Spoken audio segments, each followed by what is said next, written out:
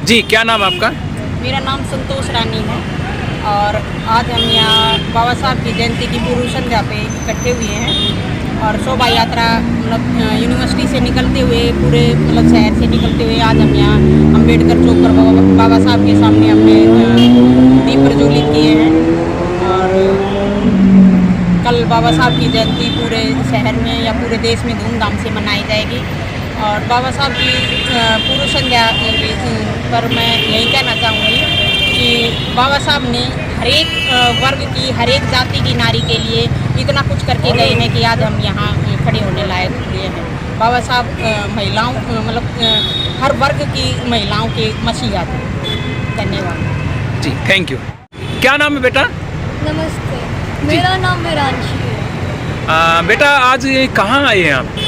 आज हम बाबा साहब की पूर्व जयंती पे आए जी। जो अम्बेडकर चौक पे हुई। हाँ, किस लिए आए हैं?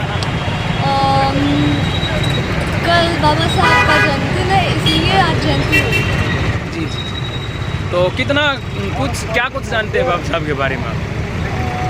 क्या किया था उन्होंने? उन्होंने नारियों के लिए बहुत कुछ किया था। उन्होंने स्कूल खुलवाए थे और फिर कॉन्स्टिट्यूशन के द्वारा नारियों को बहुत से अधिकार दिए थे। हाँ, केवल नारी को दिए थे कि या किसी और को भी दिए थे? सबको दिए थे। सबको दिए। नारियों को, शूद्र को, हर जाति की महिला। Thank you. जी, क्या नाम है आपका? जी, मेरा नाम डॉक्टर सरला है। जी। डॉक्टर साहब, क्या है आज का क्या मामला है, क्यों ये आज भीड़ इकट्ठा कर रखी इस चौक पे आप? जी, बाबा साहब भीमराव अंबेडकर का जो जन्मोत्सव है कल 14 अप्रैल को, लेकिन उससे पूर्व की संध्या पर हम सभी ने संविधान संकल्प यात्रा जो निकाली है, जो कि MDU के क्रांति चौक से लेकर यहाँ पर अंबेडकर चौक पर समाप्त हुई है।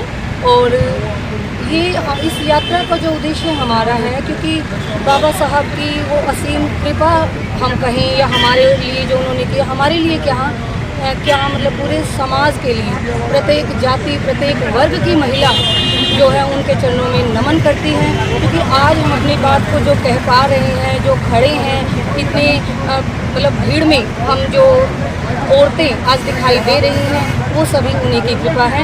इसलिए हम सभी नारियाँ, चाहे वो किसी भी जाति की हो, किसी भी वर्ग की हो, समुदाय की हो, वो सब मिलकर बाबा साहब के चरणों में नमन करती हैं कि उन्होंने हमें शान से सिर ऊंचा करके जीने का अधिकार दिया।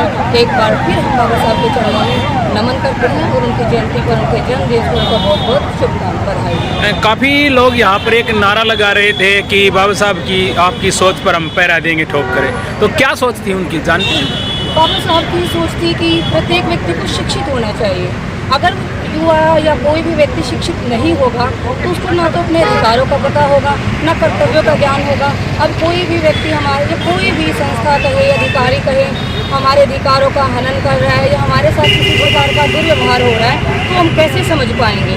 तो बाबा साहब का ये था कि स्वयं भी शिक्षित बनो और पूरे समाज को भी जागरूक करो। तो उनकी सोच यही है कि जो अंधविश्वास है, ढोंग है, पाखंड है, उनसे बचे और प्रत्येक युवा, चाहे वो कोई भी हो, किसी भी जाति का हो, वो शिक्षित बने और सबके अंदर समानता, स्वतंत्रता और भाईचारे की भावना हो। यही उनकी सोच है और इसी पर पहरा देने की बात है। डॉक्टर साहब ने आखिरी समय में जो एक बुद्धिज्म का रास्ता अपनाया था, क्यों अपना?